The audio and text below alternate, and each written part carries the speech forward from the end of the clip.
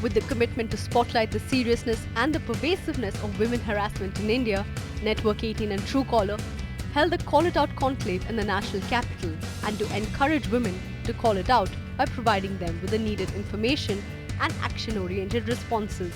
Policymakers from various sectors lent their voice to the campaign, including Union Minister of Women and Child Development, Smriti Irani, who pushed for creating an ecosystem where each and every woman feels safe.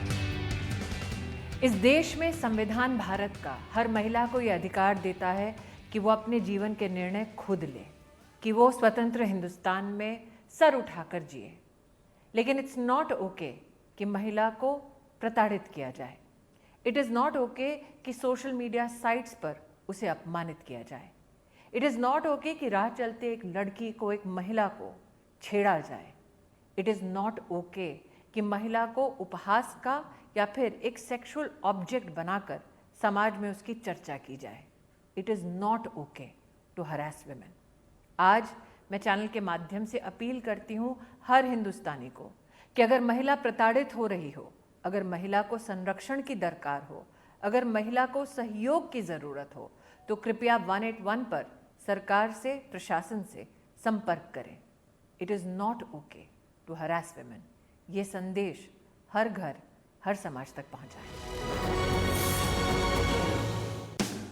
The Honorable Minister of State for Electronics and IT and the Minister of State for Skill Development and Entrepreneurship, Mr. Rajeev Chandrashekhar, was present at the conclave and spoke about various steps taken by the government to reassure women are safe online. India is emerging as a large internet economy. It is expected to reach a staggering $1 trillion by 2030. This is as per the report that has been published by consulting firm Redseer. What are the opportunities and challenges before us? So Maria, thank you for having me over this evening, and thank you for having this conversation about safety online. I think it's a very important conversation to be had, and I hope this conversation continues, and today is not the first and last day on it. Look, first of all, let me just correct that. 1 trillion, the digital economy of 1 trillion will be by 2026. Yes. So that consulting firm, needs to redo the numbers.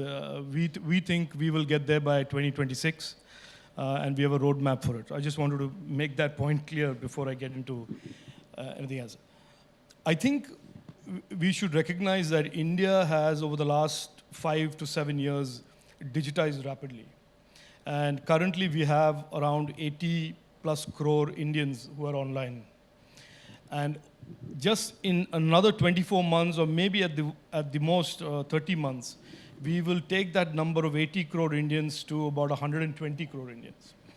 Which means that almost every man, woman, and child in India, young, old, are going to be online, and they would be using the internet for education, health, their daily lives, work, all of that. And so therefore it takes on an even more urgent imperative that this cyberspace that is so empowering and is so good, and it's creating opportunity every day for people in different types of opportunities, that cyberspace also be safe and trusted for all of those who use it.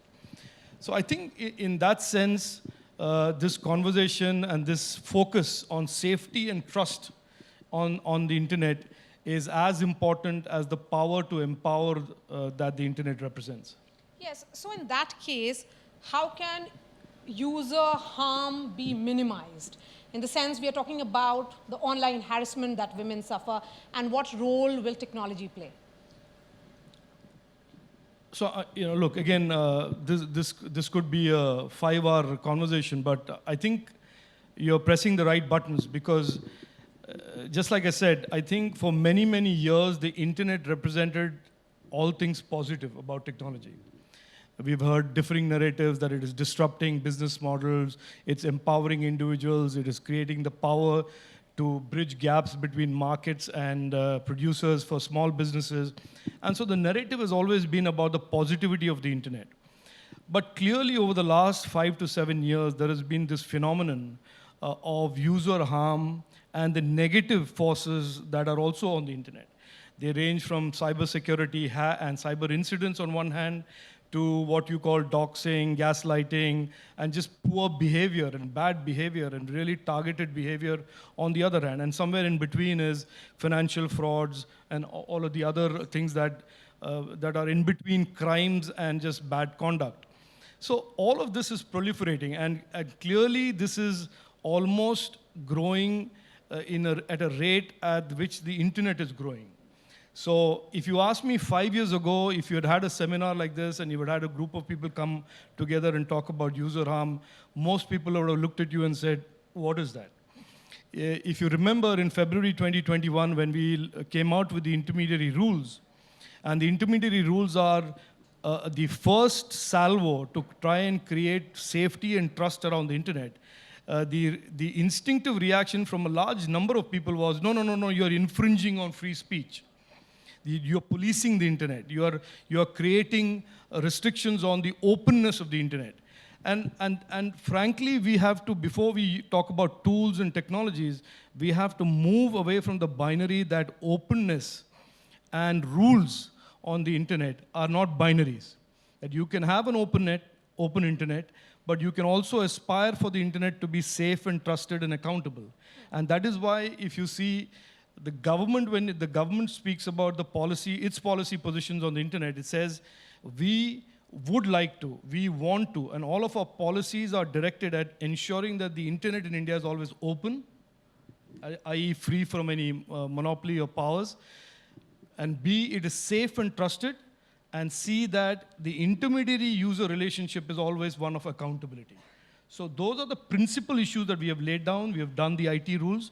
And you will see as we go forward, as there is more and more consensus that the internet needs to be safe and trusted as a space for the users, there will be more action from the government. Yes, Mr. Chandrasekhar, since you talked about the intermediary rules, and it did face a lot of objections and protests from several quarters, talking specifically about the policy area and the legislative route that the government is planning to take, how do you ensure that various stakeholders come on board to ensure that women at large feel safe online?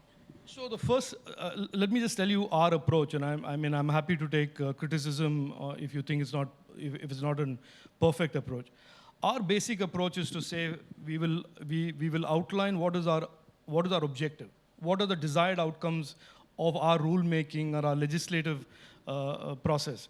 We would like the internet to be always open. And I mean open in a very, very important sense that it is not dominated by big platforms. It is not controlled by any state. It is not controlled by mega pipes that control access to the internet. So whether you call it net neutrality, whether we call it non-splinternet, whether we call it an open internet, we want all of that about the internet, that the very basic DNA of the internet that I, in the late 80s, and many others worked on creating, and that's how old I am, just to make that point. So that remains. Then we want the safety and trust aspect of it, because look, Maria, there are today 14-year-olds, 16-year-olds, 18-year-olds that use the internet for online education. There are women and men, pensioners from as far away as Jharkhand or the north of India or distant parts of India that use the internet to connect to government and governance and other public services. They are not sophisticated people who understand firewalls and antivirus software and all of that. So we need to make sure that each of those Indians are accessing the internet with a broad assurance that that space that they are using for their daily lives is safe and trusted. Now for that, we have started with rules. I think we will progress as we go down the road with a new legislative architecture and framework that may include a new law, that may include new rules, that may include a broader data governance framework on how people use data, how people farm data, how people harvest it, etc., etc. So there is, if you understand where the legal architecture is today, we are operating with an IT Act that was enacted in 2000. And 2000 is 22 years old, and in the internet age, that is like 4.5 centuries or 5 centuries. So it is clear, I think, to every observer of the technology space that we need new contemporary laws and rules. The personal data protection law is one element of that. that is being worked on, as you know. So these things will start falling into place as there is broader and broader consensus amongst Indians and citizens that the internet ought to be a safe place for them to Okay, so when you talk about this culture of rules-based accountability of users in cyberspace, what will it really entail? I think it starts with the basic understanding for all platforms and intermediaries who are on the internet, that the conventional understanding that cyberspace is a space where no laws apply, and that you can sit in, let's say, place X and commit some user harm in place Y, and the jurisdictional confusion will make sure that you can evade that. Now, for example, the context of doxing women or gaslighting women or harming women online. Many cases are reported where the jurisdiction of the crime, the criminal, or the person who's perpetrating the harm, is a different jurisdiction from the jurisdiction of the victim. And invariably, conventional laws fail to bridge that gap across jurisdictions. That is why the new approach to lawmaking and rulemaking is not just laws and rules that address one geography and our jurisdiction of India, but also having tools where we cooperate with countries in our region, so that if the perpetrator is in, let's say, I'm just giving an example. Let's say the perpetrator is in, of all places, Thailand. I just pick that name. And the victim is in Mumbai. That even then, we should be able to make sure that the deterrence impact of the law, make sure that that is not repeated again. Because at the end of the day, I believe, and this is, look, I'm not some great legal expert, that the laws have to be operative and laws have to be operational, because it is only deterrence that can alter behavior. And this is all about altering online behavior, altering online conduct. And currently, I would argue that it is almost a default assumption by a lot of people online that there are no consequences to my conduct. So I dox somebody, I gaslight somebody, I troll somebody, I fake news somebody. There are no consequences because I hide behind an anonymous ID, and the intermediary or the platform is not obliged to identify me. That has to change. That consequences exist for bad criminal action online has to become the default norm rather than the exception.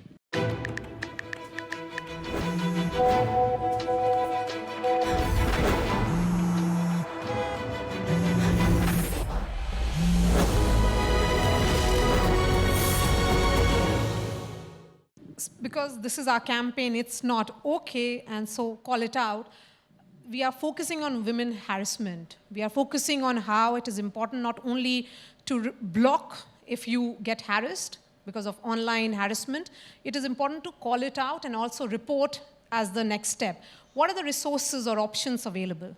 So what I think, I completely, it's not okay, and I'll say that 10 times is a good campaign to run. It's a good campaign, and I hope you will continue to do this. If women are today harassed online, there is a way that they ought to respond. The first thing is they should not ignore it. And they shouldn't start believing that there is no option but to either just block them or ignore it. You can report that incident to the cyber police in the state where you are residing, and or do it to the platform where you got this incident. Because under the IT rules, intermediaries, and this is, by the way, one of the things that the government is very keen on doing, the intermediaries and the platforms must take more and more responsibility to making the internet safe. So if I'm using Facebook just as an example, don't misunderstand. But let's say I'm on Facebook and I do something completely atrocious to somebody on Facebook. I expect Facebook to not just help in identifying that person if the victim reports it, but also to take penal legal action against that person because it violates certain XYZ laws. So intermediaries, number one, I believe anybody who's a victim of this must report it to the grievance officer of the platform. That is why we did those IT rules. That is why we created this grievance officer structure. The second is, We expect the intermediaries to do a lot more about responding to those kinds of reports, and we will hold them accountable. That is why we have monthly reporting by these platforms. And increasingly, the platforms will see that these reports will result in how we view these intermediaries. Currently, they have safe haven under the law. We will start treating them as publishers if they misbehave or do not behave appropriately when there are reported crimes. And down the road, I believe that we will create further reporting structures that will make it easier not just for reporting, but easier to identify those who are committing these crimes and prosecuting them if they are violating law. My last question to you, you are a lawmaker, and that's where perhaps the biggest stakeholder in the entire effort to make the space safer for women. What do you see will be the role of various other stakeholders? Look, everything about the internet is about public consultation and multi-stakeholder consultation.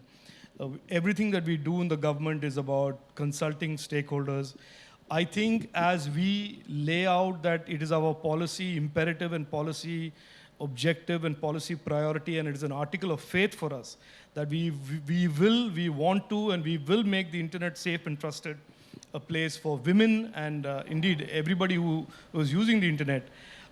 We will seek out people's participation in terms of what their ideas are, how they want to feel safer, what are the institutional mechanisms, what are the legal mechanisms that they think should be incorporated in law or indeed in the rules.